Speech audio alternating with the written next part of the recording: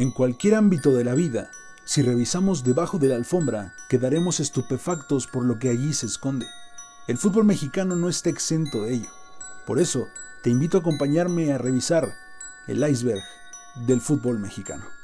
Hasta nuestros días resuenan los ecos de lo que sucedió en el Luis Pirata Fuente aquel 8 de marzo de 2003. Luego de la victoria del América sobre el Veracruz se registró una serie de discusiones que derivaron en empujones y manotazos entre aficionados y miembros del cuerpo técnico.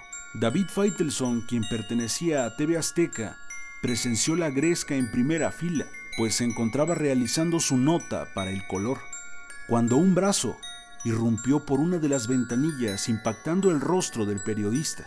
Ese brazo pertenecía a Cuauhtémoc Blanco. Actualmente este caso le parece burlesco a cientos de personas, pero deberíamos preguntarnos, ¿por qué un deportista agrede a un periodista? Las cábalas existen en la mayoría de los deportes. No es un secreto para nadie. La Volpe llevó sus corbatas de la suerte al Mundial de Alemania.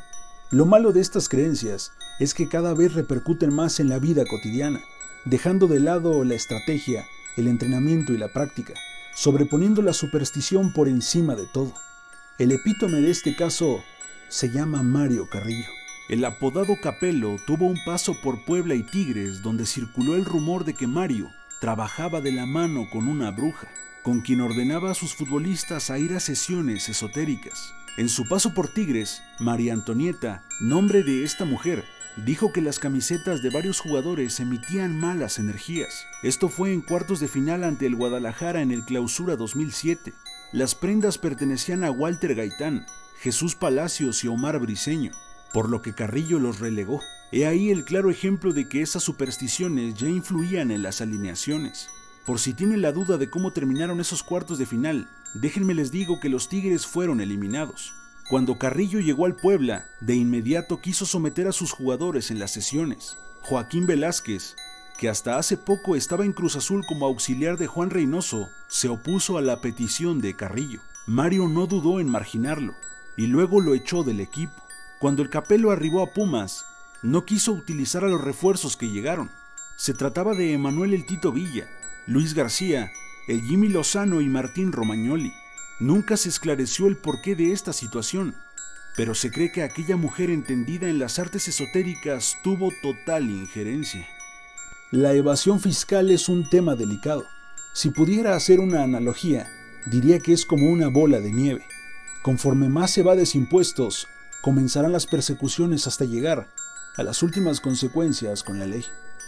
En una de las tan acostumbradas mañaneras por parte del presidente de la República, Amir Ibrahim se paró ante decenas de reporteros y expuso la corrupción que existe en la liga. Cuando una empresa o algún comerciante evaden impuestos, se les aplica todo el peso de la ley. Pero con los equipos del balompié nacional no es así, pues Amir evidenció las escandalosas cantidades que se le condonaron a algunos clubes en los sexenios de Felipe Calderón y Enrique Peña Nieto.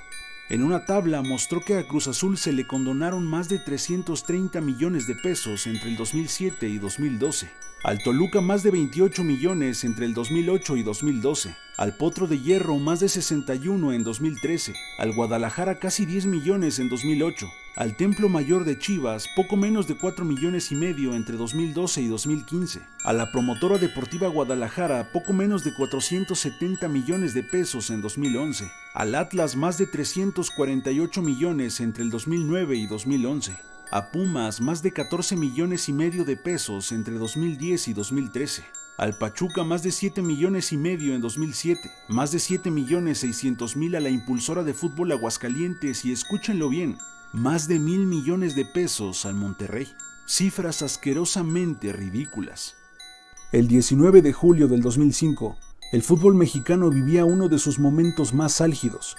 Cuando salía de las instalaciones de La Noria, al sur de la Ciudad de México, Rubén Omar Romano fue privado de su libertad por un grupo de sujetos armados.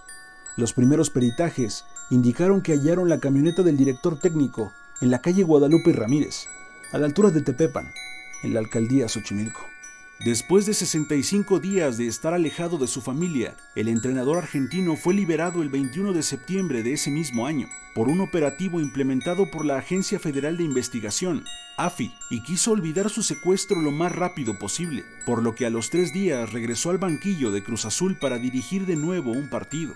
Pero esto no queda ahí. Lo profundamente sombrío de este caso es cuando surgieron las especulaciones de que todo se trató de un montaje.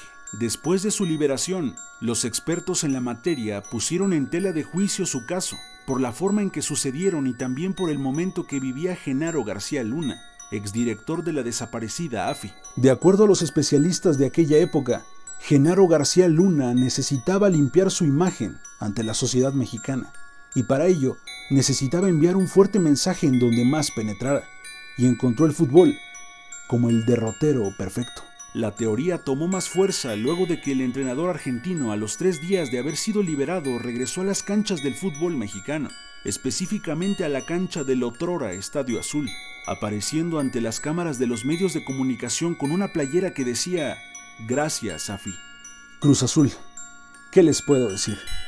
El equipo de mis amores, si me lo preguntan. Lo curioso de este equipo es que las tragedias y los pesares desde siempre lo han atosigado.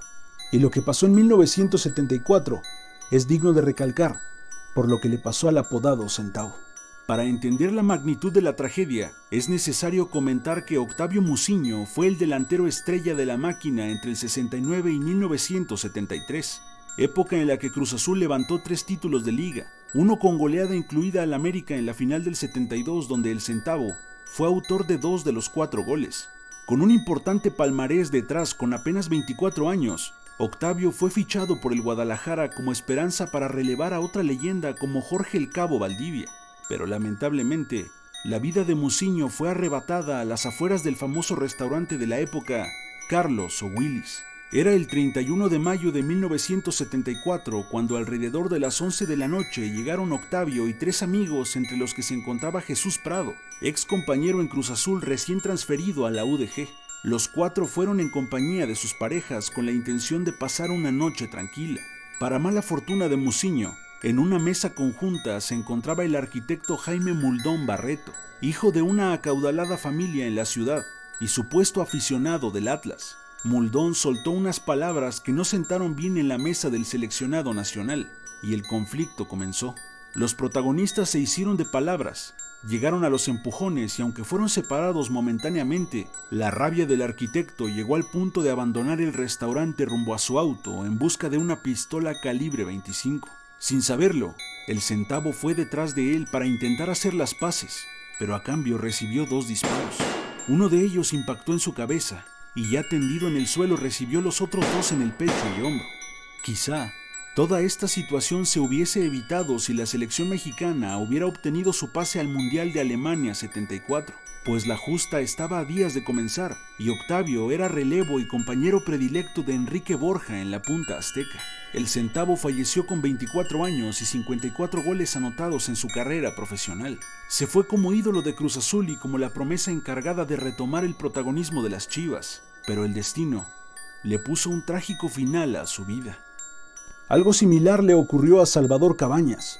A diferencia del Centavo Muciño, Cabañas vivió para contarlo. La madrugada del 25 de enero del 2010, el entonces delantero del América fue agredido por el narcotraficante de nombre José Jorge Valderas Garza, conocido como el JJ. Todo esto en los sanitarios del Bar, un popular centro nocturno ubicado en la Ciudad de México. Según el Guaraní, todo se trató de una discusión futbolera, debido a que el narcotraficante había apostado en un partido en contra de las Águilas, y en aquel partido ante Morelia, Salvador hizo varios goles. Cuando Cabañas entró al sanitario, cuenta que el JJ entró después y lo increpó. Se hicieron de palabras, empujones, hasta que José Jorge Valderas Garza sacó un arma de fuego. Y ojo aquí, porque esa arma también era calibre 25. El JJ le pedía a Cabañas que pidiera su último deseo, pero el futbolista estaba convencido de que no moriría pasara lo que pasara.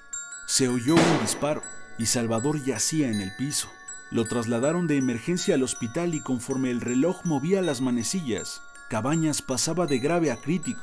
Milagrosamente y ante todo pronóstico, el jugador tuvo una oportunidad más de seguir con su vida. Todos y cada uno de estos casos sacudieron a todo un país. Por eso, forman parte del iceberg del fútbol mexicano. Y bueno amigos, Eso ha sido todo por hoy. Recuerda que puedes suscribirte, agregar tu comentario para decirme qué te pareció este video. De mi parte es todo. Mi nombre es Star Heavy. Hasta la próxima.